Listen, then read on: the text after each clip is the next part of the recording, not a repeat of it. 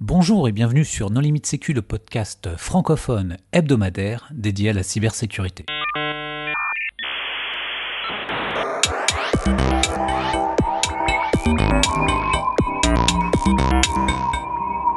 Alors aujourd'hui, nous allons parler des différentes méthodes qui permettent d'évaluer le niveau de cybersécurité d'un tiers avec Olivier Patol. Bonjour Olivier. Bonjour à tous. Pour discuter avec lui, les contributeurs Non Limite Sécu sont Hervé Schauer. Bonjour. Paul Amar. Et bonjour. Et Vladimir Kolla. Bonjour. Alors Olivier, en préambule, est-ce que tu voudrais bien te présenter ? Oui, donc bonjour Olivier Patol, je travaille dans le domaine de la cybersécurité depuis maintenant 20 ans. Après une carrière dans l'audit et le conseil dans des différents cabinets, je me suis lancé il y a maintenant un peu plus d'1 an et demi en créant ma start-up spécialisée dans l'évaluation sécurité et notamment pour la gestion des tiers. Alors Olivier, dans quel contexte les entreprises ont besoin d'évaluer le niveau de cybersécurité d'un tiers ? En fait, je dirais qu'aujourd'hui, c'est un besoin qui naît du principe en gros de l'entreprise étendue, c'est-à-dire qu'aujourd'hui, une entreprise travaille dans un écosystème et confie des données qui peuvent être sensibles à des tiers, donne accès à d'autres tiers à son système d'information pour gérer tout ou partie de son système d'information. Et donc du coup, les processus même qui sont portés par l'entreprise peuvent être supportés par des entités tout à fait externes à l'entreprise. Et ce qui fait que la sécurité, la fiabilité, la capacité à l'entreprise de continuer à fonctionner dépend de plus en plus justement de la fiabilité des tiers sur lesquels elle se repose. Donc comme toutes ces entreprises ont aussi digitalisé leurs processus, digitalisé leur façon de travailler, donc la fiabilité et notamment la sécurité de leur système d'information devient d'autant plus importante. Et donc c'est pour cela qu'aujourd'hui, si on veut effectivement s'assurer que ces processus métiers, que ces activités, que son système d'information continue à délivrer les services attendus, on a la nécessité d'évaluer la sécurité de ces tiers. Et en plus de cela, comme ça devient un problème systémique, on a aussi la réglementation qui se renforce et qui impose de plus en plus aux entreprises de gérer la sécurité de ces tiers pour éviter toute problématique de grande ampleur. Il y a deux autres effets que je trouve intéressants. Le premier, c'est tout simplement de montrer que la sécurité, ça compte pour toi vis-à-vis de tes tiers, ce qui peut avoir comme effet de bord finalement assez intéressant de les obliger à faire de la sécurité. Parce que parfois, tu peux travailler avec des petites boîtes qui finalement ne font pas beaucoup de sécurité. Tu leur imposes des règles de sécurité et ils commencent et débutent à faire de la sécurité pour toi, ce qui peut être intéressant. Et l'autre intérêt aussi, c'est entre guillemets de se déresponsabiliser. Alors pas totalement, parce qu'on ne peut pas se débarrasser de tous ces risques, mais d'une partie des risques juridiques où finalement tu fais porter une partie de ces risques à ton tiers, encore plus si justement tu l'évalues et tu lui imposes un certain nombre de choses. Oui, tout à fait. Alors quels sont les moyens qui sont mis à la disposition des entreprises pour réaliser ces évaluations ? Alors les solutions sont nombreuses. Je dirais il y en a qui sont plus précises que d'autres, mais aussi plus coûteuses que d'autres. Si on commence par les moins précises, on peut penser notamment à un simple scan externe du système d'information qui appartiendrait donc à son tiers. Donc typiquement une évaluation de l'exposition et de la surface d'attaque du système d'information du tiers. Ce scan externe peut s'apparenter peu ou prou à ce qui est fourni aujourd'hui, notamment par des agences de notation cyber, ils vont faire la découverte en gros des systèmes d'information, des assets exposés sur Internet, identifier potentiellement les services qui sont ouverts, les technologies qui supportent ces services, vérifier si ces services sont vulnérables ou pas, si les configurations sont perfectibles ou pas. Et donc, sur la base d'un certain nombre de paramètres, de critères qui seront récupérés de cette façon, un algorithme en gros va générer une notation, donc une appréciation du niveau de sécurité. Donc en expliquant ça de cette façon, on voit tout de suite en fait où sont les limites en fait de l'exercice, puisque on fait une analyse a priori, c'est-à-dire que c'est à peu près équivalent à un cambrioleur qui passerait dans la rue et qui observerait que mon portillon n'est pas fermé à clé et qui pourrait se dire de facto, a priori cette maison n'est pas sécurisée.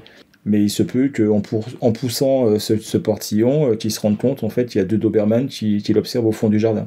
Donc au final, la sécurité qui est apportée est peut-être pas visible dans un premier temps, mais pour autant ça ne dit en rien justement le réel niveau et le niveau de sécurité intrinsèque de la maison. Donc ce serait l'équivalent pour le système d'information. Oui, et puis si les Doberman se mettent à genoux, si on leur donne des sucres, leur efficacité est limitée. En plus, ce qui est scanné, a priori, ça peut ne pas t'appartenir. Ça peut être des sites de contrefaçon, du type squatting, plein de choses comme ça, donc qui sont pas du tout à ta main, voire même d'autres entreprises dans d'autres pays qui peuvent porter un nom proche du tien, et ce qui fait que tu peux avoir des notes qui correspondent pas du tout à la réalité, et tu peux strictement rien faire. Absolument. Pas grand chose en tout cas, sans payer, tu peux pas faire grand chose. Alors ce que j'aime bien, c'est lorsque tu es propriétaire de loin d'un opérateur Internet et que ce sont tous les abonnés de cet opérateur Internet qui font ta note auprès de l'agence de notation. Le point est intéressant, c'est-à-dire que lorsque on fait le lien entre un asset, un actif qui est scanné, à qui on va affecter en gros un niveau de sécurité, on n'a pas justement dans cette approche une corrélation avec le réel, la réelle implication, la réelle valeur en fait dans la chaîne de valeur de l'entreprise. C'est aussi le cas en fait quand on fait justement du scan externe. Admettons qu'on identifie 10 assets exposés sur Internet. Parmi ces 10 assets, on en a 3 qui présentent des vulnérabilités importantes. Pour autant, est-ce que ces assets sont utiles d'un point de vue métier pour l'entreprise? C'est pas dit. Est-ce que si ces sites Internet sont compromis, est-ce que pour autant il peut y avoir un rebond possible sur le reste du système d'information? Ce n'est pas dit non plus. Donc c'est vrai que ça donne entre guillemets un sentiment, ça donne une idée à peu près de ce que peut être entre guillemets la sécurité, mais pour le coup la donnée qui est utilisée pour émettre cette conclusion et donner ce sentiment est relativement faible et de mauvaise qualité. Et quels sont les avantages de cette méthode ? L'avantage de cette méthode, c'est qu'elle est tout simplement très facile à déployer, parce qu'effectivement c'est du scan, c'est souvent automatique, donc on peut abattre du gros volume d'évaluation, c'est-à-dire qu'on peut engranger très rapidement beaucoup d'entreprises, beaucoup d'assets dans la base de données, et mettre en avant le fait justement d'avoir une base conséquente sur laquelle d'autres personnes pourront s'appuyer pour avoir une estimation du niveau de sécurité de leur tiers. C'est principalement ça, donc cette facilité de déploiement, cette absence d'implication d'humain en gros dans cette chaîne de production fait que ça revient très peu cher à produire, et donc du coup ça peut être vendu en fait à vil prix. Donc c'est vrai que quand une entreprise a besoin de faire une évaluation un peu grosse maille ou à grande échelle, il est bien plus intéressant et plus commode pour elle justement de passer par des services de ce type que de devoir en l'occurrence déployer ou activer de manière systématique des audits qui pourraient être beaucoup plus lourds à déployer, beaucoup plus chronophages. Mais bon voilà, ça on pourra en parler par la suite, mais globalement effectivement aujourd'hui pourquoi les entreprises, pourquoi les assureurs, pourquoi les fonds font appel et utilisent en fait ces données, tout simplement pour une question de coût et de rapidité de déploiement. Et quand tu parles de scan, tu parles de scan actif, scan passif? Quel type de scan? On retrouve les deux. On retrouve les deux. Effectivement, on a le cas du scan passif ou même le scan qui peut reposer sur d'autres services qui auraient fait le scan en fait en lieu et place de l'intéressé. On a aussi le cas du scan actif, mais pour autant, même du scan actif donnera ni plus ni moins qu'une visibilité sur les quelques assets qui seront, eux, exposés directement sur Internet. À l'instar des fenêtres et des portes de ma maison qui donnent sur la rue. Pour autant, ça ne donne pas du tout de visibilité sur le côté jardin et autres. Alors, quelles sont les autres méthodes qui peuvent être employées ? Alors, c'est que là, on a effectivement cette première version que j'évoquais qui était assez rapide, facile à déployer, mais pour autant, la donnée en fait qui est utilisée est une donnée qui est quand même assez pauvre en termes de qualification. Ce qu'on va retrouver dans un deuxième temps, ce sont des demandes de questionnaires. Je prends le cas par exemple des entreprises et notamment les directions des achats lorsqu'elles ont besoin justement de sourcer un certain nombre de soumissionnaires dans le cadre d'un appel d'offres. On va demander en l'occurrence de remplir un certain nombre de questionnaires pour vérifier effectivement que le tiers répond aux exigences et aux besoins en termes de sécurité de l'entreprise. Donc là effectivement on va avoir des points assez spécifiques. On va demander notamment au-delà des réponses qui seront apportées à ce questionnaire, des documents qui vont valider, en tout cas étayer les réponses qui ont été apportées. Mais la limite en l'occurrence de cet exercice, même si la donnée est un peu plus qualifiée, la limite de l'exercice, c'est qu'on reste sur une opération qui est déclarative. Donc, cette opération déclarative peut comporter, je dirais, son aléa d'erreur, ou en tout cas les différents biais, que ce soit que la personne qui répond à ce questionnaire soit de bonne foi ou pas.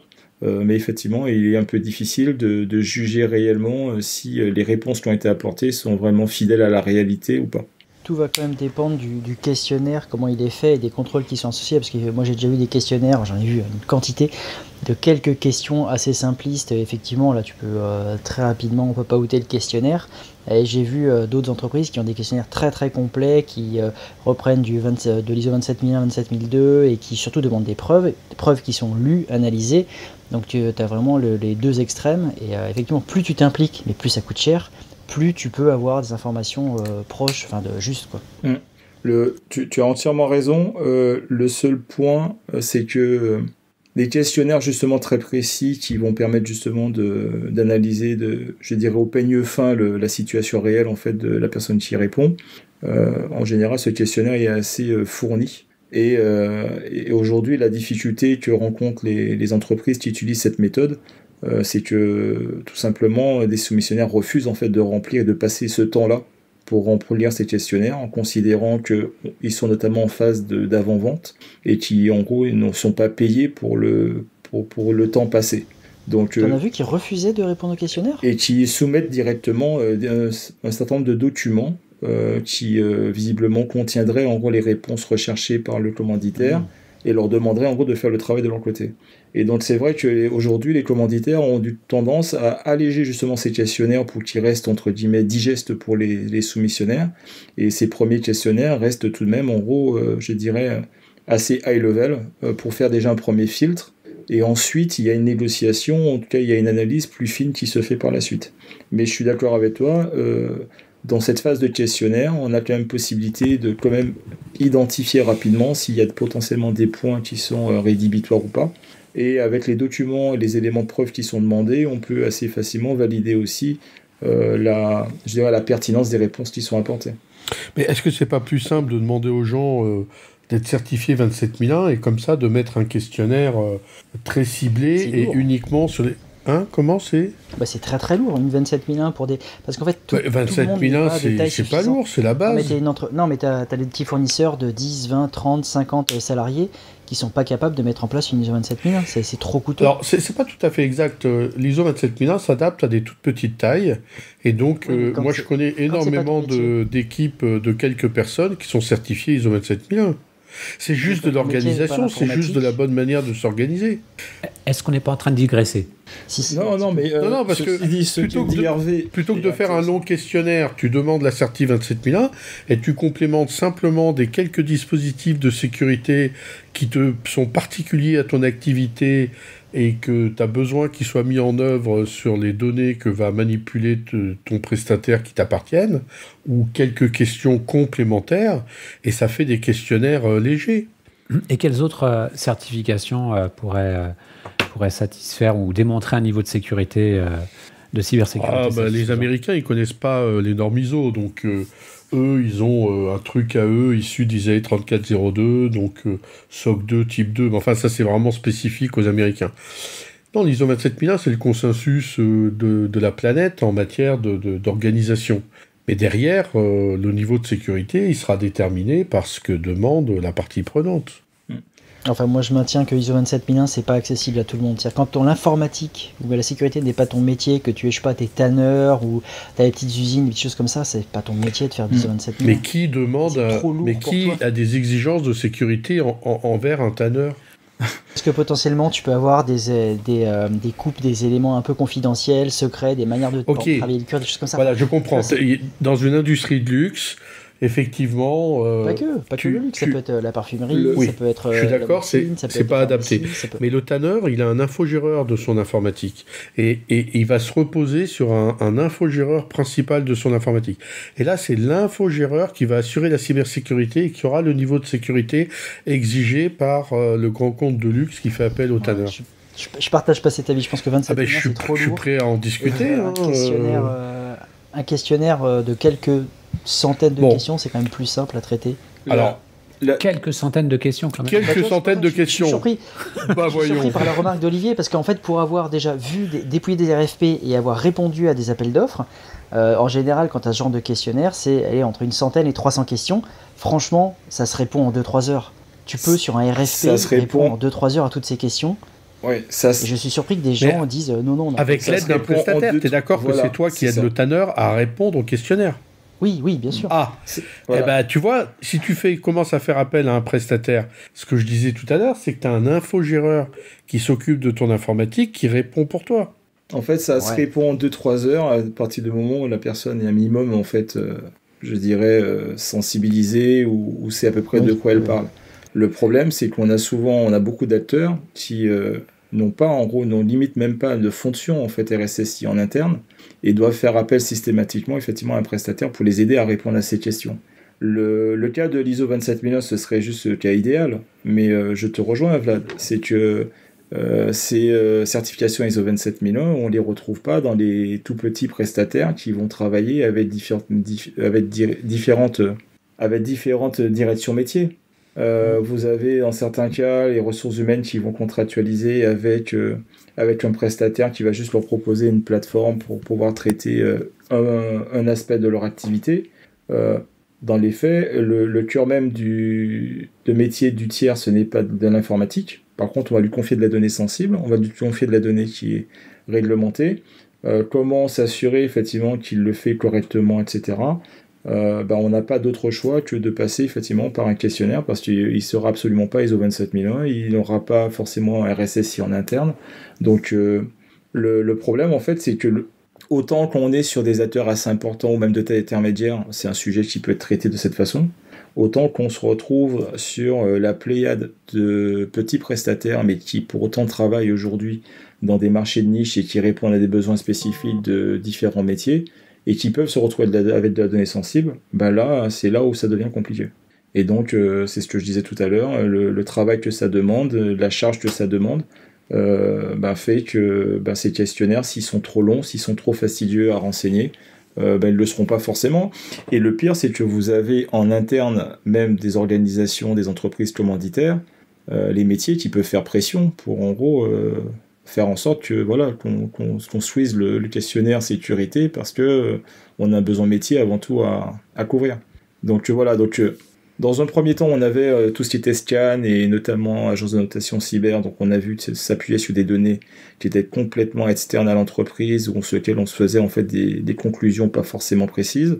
On a un cran un peu plus loin où on peut effectivement avoir un questionnaire et donc avoir un peu plus d'éléments et avoir une interaction avec l'organisation même de l'entreprise qu'on souhaite évaluer, avec des éléments qui sont partagés pour valider et corroborer certaines réponses apportées. Mais quoi qu'il en soit, il y a quand même un peu, je dirais, cet aléa de déclaratif, où même si on a prévu de mettre telle ou telle fonction de sécurité, tel ou tel mécanisme et qu'on vient le documenter, on n'a pas la garantie que ça a été effectivement implémenté sur le système d'information, d'une part, et on n'a pas non plus la garantie que c'est efficace, parce qu'on peut très bien avoir envisagé plein de mesures de sécurité, bien documentées dans les documents, mais pour autant, une fois implémenté sur le système d'information, c'est pas du tout efficace par rapport aux réels enjeux de l'entreprise. Et est-ce que tu vois justement une évolution un petit peu de l'évaluation de la sécurité, sur ce type de domaine, c'est-à-dire pouvoir certifier l'implémentation jusqu'à l'implémentation, ou finalement ça va rester comme ça? Est-ce qu'un questionnaire avec les preuves de certification, c'est satisfaisant? Alors, peut-être un questionnaire avec des preuves de certification, ça peut être quand même un poil plus rassurant et ça apporte plus de garantie qu'un simple questionnaire avec des éléments de preuve comme du corpus documentaire et autres.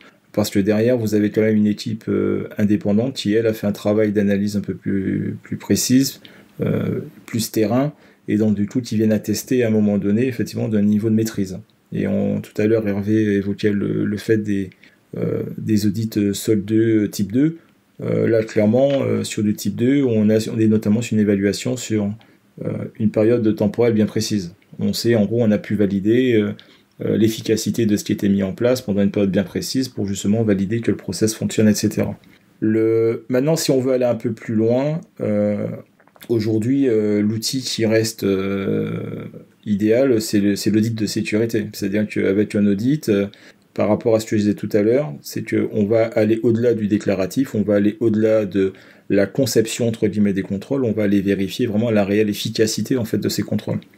Et donc ça va se dérouler avec différents outils méthodologiques à disposition, que sont les revues d'architecture, revues de configuration, des tests d'intrusion, potentiellement des revues de code sur certaines plateformes un peu sensibles, etc. Donc là, pour le coup, on va aller vraiment très loin dans l'analyse.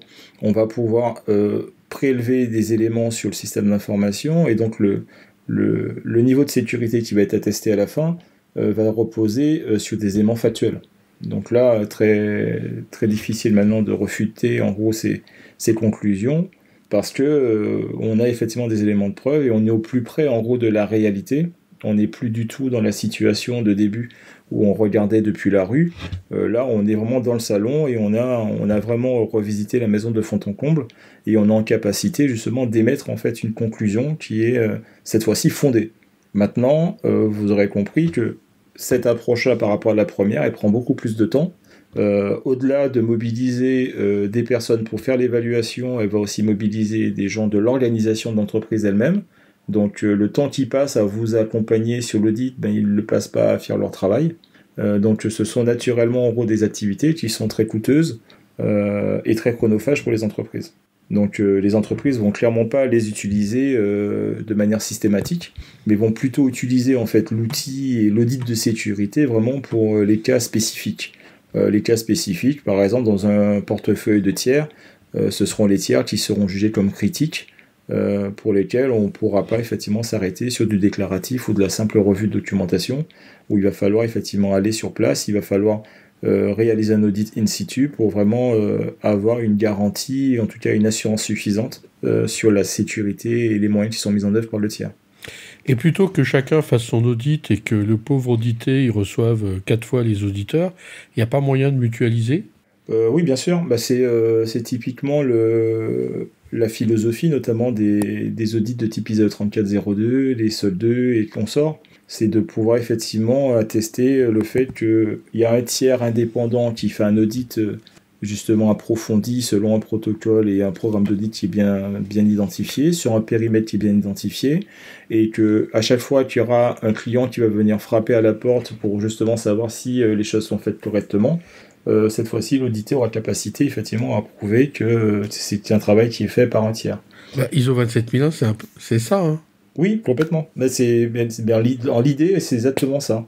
Maintenant, la difficulté qu'on peut avoir, c'est que le périmètre matche pas forcément d'un besoin à un autre.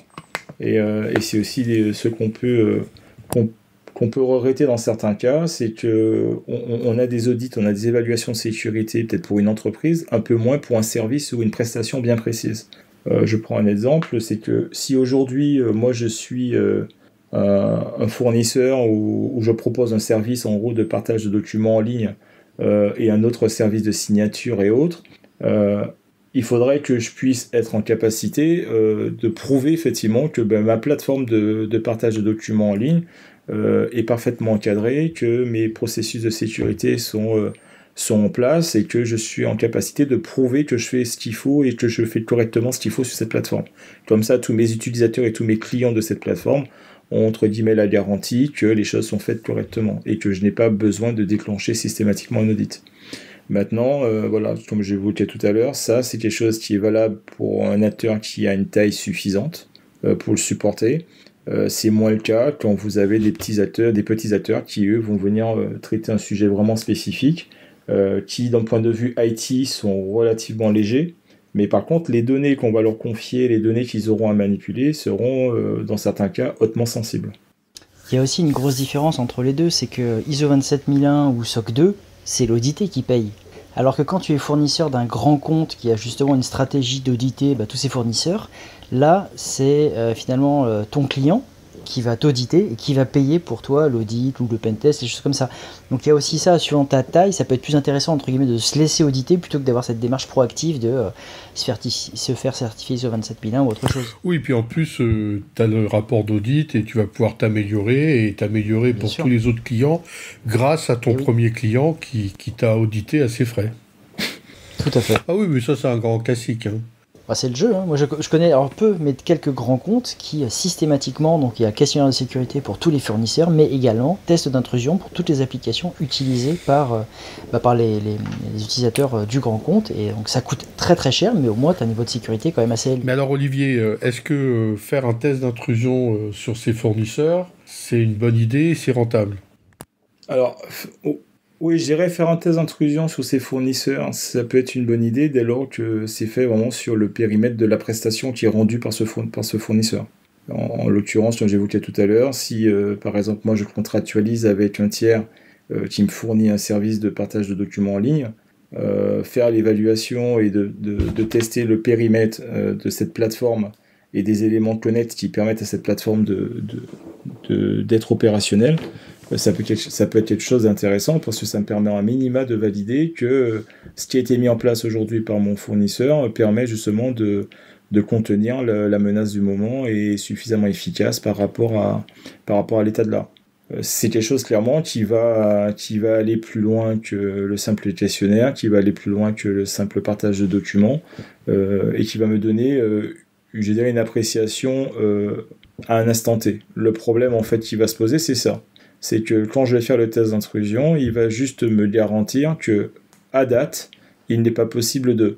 Mais quid dans 2 semaines, quid dans 3 semaines, quid dans 4 mois, puisque ce test d'intrusion, aujourd'hui dans la pratique, il n'est pas réalisé en fait quotidiennement, il n'est pas réalisé de manière hebdomadaire et haute. Ce sont plutôt effectivement des approches qui se font au mieux lorsqu'on est sur une plateforme critique, une fois par an. Dans d'autres cas, on est plutôt sur des cycles de 2 voire de 3 ans. Donc c'est là où aussi il peut y avoir en fait un décalage par rapport à la façon dont on évalue la sécurité de ces plateformes. C'est sur la fréquence en fait de réalisation. Et c'est aussi pour ça que notamment nos chers scans externes qu'on évoquait tout à l'heure ou nos agences de notation, quelque part font aussi leur trou. C'est que comme ça coûte beaucoup moins cher, ça peut être effectué de manière beaucoup plus récurrente et beaucoup plus rapprochée. Et ça permet d'avoir justement une variation plus fine et une appréciation de la variation beaucoup plus fine. Et est-ce qu'un prestataire peut refuser parce qu'ils n'ont pas la capacité de faire pentester? Les scans automatiques, ils sont faits à la suite de ton plein gré depuis des pays où c'est autorisé, donc tu n'as pas les moyens de les refuser. Il y a peut-être aussi des possibilités de réaliser des pentests en continu. C'est du... On peut faire aussi des bug bounty, mais là, si on paye le bug bounty à ses fournisseurs, ça devient cher. Non, mais là, c'est le fournisseur qui fait appel à ce genre de solution et qui ensuite peut montrer patte blanche en disant « Regardez, j'ai une démarche d'évaluation continue de ma sécurité. » Ouais, tout à fait. Dans la logique notamment du test d'intrusion continue, ce sera effectivement plus le fournisseur qui mettra en place parce que lui, il a un fort enjeu justement de montrer à son écosystème et a fortiori à ses utilisateurs qu'il fait correctement les choses et que les données qui lui sont confiées sont entre de bonnes mains. Parfois, tu vois aussi le cas inverse. Chez nous, on le voit, on a certains, encore une fois, grands comptes qui font l'évaluation cybersécurité de leurs fournisseurs et de leurs filiales, en leur demandant l'autorisation bien sûr, mais qui payent pour eux. Mais toi, finalement, Olivier, tu recommandes de faire quoi? Moi, ce que je recommande, en fait, c'est surtout d'avoir une approche, en gros, d'évaluation qui soit graduée par rapport à la sensibilité du tiers. C'est-à-dire que pour ça veut dire que l'entreprise en tant que telle doit déjà avoir une idée de ce qu'elle confie en fait à ce tiers en termes de données, en termes de sensibilité de la donnée, ou quels sont les accès en fait qu'elle va lui confier. En fonction de ça, on peut effectivement avoir à ce moment-là une évaluation qui est graduée. Dans le cas où le tiers est, je dirais pas banal, mais qui représente en fait un risque acceptable pour l'entreprise, un simple contrôle basé sur du questionnaire, basé sur des revues documentaires ou des demandes de preuves à un instant T, ou même des tests qui peuvent être des tests d'intrusion de manière inopinée de temps en temps, juste pour évaluer qu'il n'y a pas d'écart, qu'il n'y a pas de dérive par rapport aux attentes, ça peut suffire amplement. Maintenant, lorsqu'on va être sur un tiers beaucoup plus sensible, C'est là où, pour moi, l'évaluation doit être beaucoup plus précise et rapprochée, et avoir presque en gros ce tiers entre guillemets sous monitoring, puisque c'est quand même en gros, souvent dans certains cas, des processus clés de l'entreprise qui ont tout ou partie hébergé chez le tiers, donc on a la nécessité d'avoir une évaluation qui est beaucoup plus précise. Donc voilà, donc mon approche ce serait plutôt celle-là. C'est en gros qu'on doit être en capacité d'avoir une approche, une évaluation graduée en fonction du risque que représente le tiers. Et peut-être juste une petite question là, autour de l'évaluation de la cybersécurité. Est-ce qu'il y a des compétences, des certifications importantes, justement un peu là pour les professionnels de cybersécurité sur les évaluations, je pense que ce sont les certifications qu'on retrouve globalement dans le domaine de l'audit SSI. Hein. On va retrouver à la fois des certifications de type ISO 27001 Lead Auditor, on va retrouver des certifications peut-être plus techniques sur la partie test d'intrusion, notamment les certifications CREST, on va retrouver les certifications de type OSCP, OSCE et consorts pour toute la partie test d'intrusion, pour justement valider que ces différents intervenants en fait ont le niveau de compétence est suffisant pour avoir une évaluation qui soit basée sur les bonnes pratiques et sur l'état de l'art. On va retrouver aussi les qualifications PASI, notamment, qui sont instaurées par l'ANSSI. Donc, ce sont tous ces auditeurs qui prouvent sur le marché, justement, qu'ils ont la compétence, ils ont la méthodologie pour pouvoir faire une évaluation correcte et consistante d'un système d'information. Et Olivier, est-ce que tu vois de nouvelles tendances qui se dégagent? Est-ce que tu penses que les choses vont évoluer dans le temps et comment? Alors, aujourd'hui, malheureusement, ce que j'identifie, c'est que beaucoup ont pris l'orientation et beaucoup ont pris le sillage, en gros, des agences de notation cyber américaines. En gros, en se disant, bon, on va faire à minima ce que font les autres, à savoir du scan un peu externe, a priori, pour en gros faire de l'évaluation. Je pense qu'aujourd'hui, la course, entre guillemets, du marché, c'est à celui qui va engranger le plus possible en fait de références en gros dans ses bases. Ça, c'est une première tendance. De l'autre côté, on a quelques acteurs qui se développent notamment sur la gestion de tiers, avec des plateformes qui permettent notamment de faire des assessments sur base de questionnaires, éléments de preuve, relevés de fichiers de configuration et autres.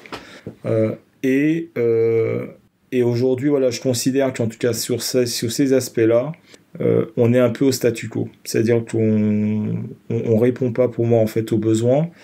Pourquoi ? Parce que je considère que les évaluations sécurité aujourd'hui sont un peu anachroniques. C'est-à-dire que on a une évaluation qui se fait ponctuellement d'un système, d'un périmètre bien précis, selon un protocole d'évaluation.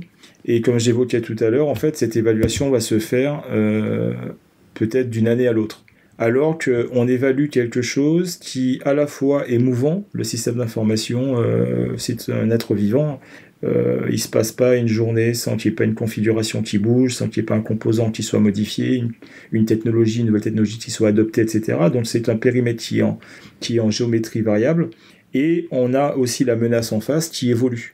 Et donc, on a de nouvelles vulnérabilités, on a de nouvelles techniques d'exploitation, on a de nouveaux exploits, etc.